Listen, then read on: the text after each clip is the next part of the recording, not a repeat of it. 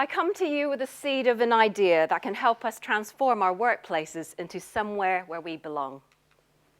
This is where I work, in the City of London. And this is what I do, helping people make the most of their potential.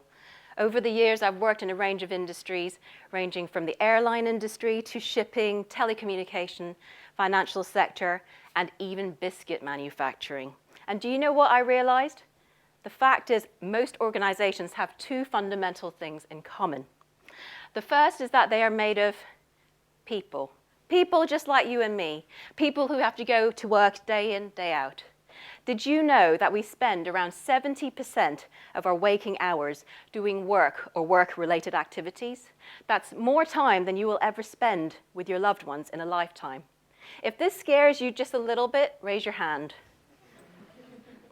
So it's no surprise then that many of us long to invest this time in doing worthwhile work, doing something meaningful and with people in the company that we enjoy, instead of, putting up with things that we really don't feel adds value.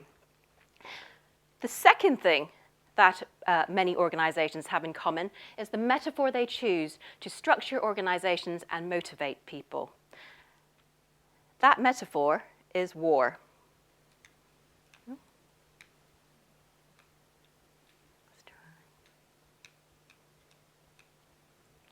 So it's no wonder then that when we have our people spending a lot of their time in war rooms, plotting to win battles and picking fights, that we end up with a corporate culture that is toxic, filled with blame, bullying, and dog-eat-dog.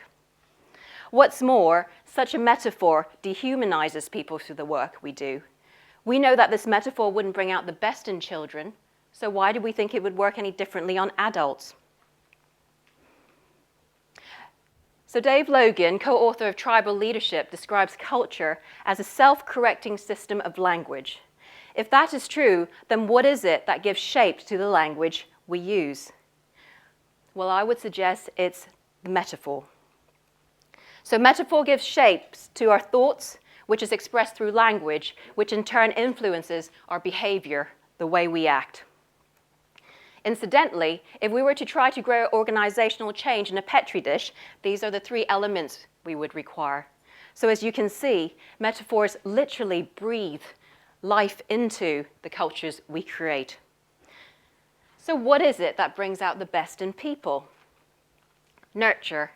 Gardening shows us that nurture creates opportunity, which then enables potential to be released, resulting in achievement through the value we deliver.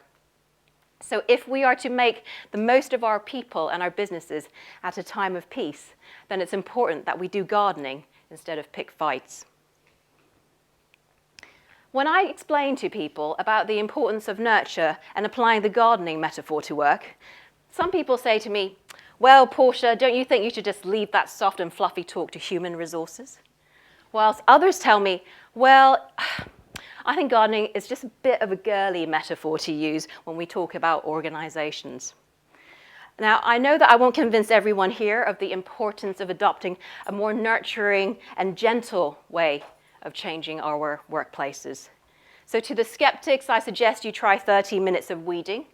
And for those of us who are more macho, I recommend trying to shift 40 tons of soil from your driveway to your garden, and then come back and tell me that you still think that gardening is for wimps. But the gardening metaphor alone is not enough to transform an organization. We need to look at the three value drivers that shape a business, namely value, cost, and return on investment. So just as some people think that gardening is for wimps, others view business as something of a dirty word. But it doesn't have to be. Take social enterprise, for example. Social enterprises, in principle, seek to make a positive impact on the world around us and can be profitable. They're a great example of how good ideas sell and keep businesses going and growing.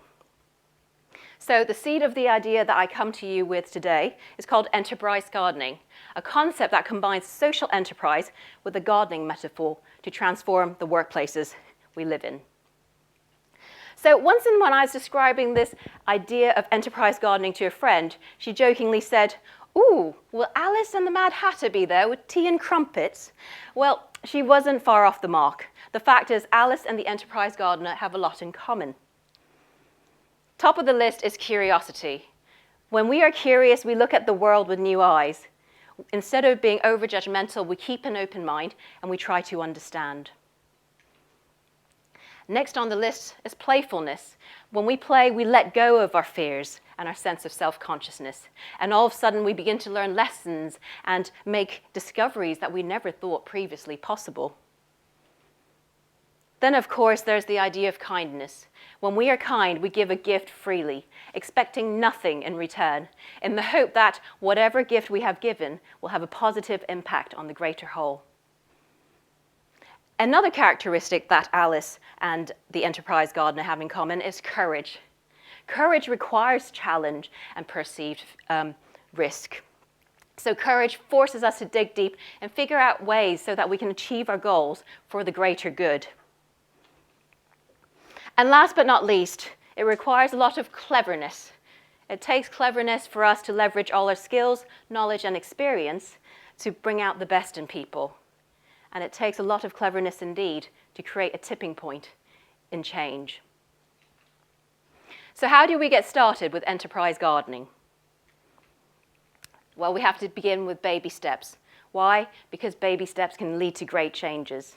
Identify your goal and then take one baby step at a time in order to achieve enduring change.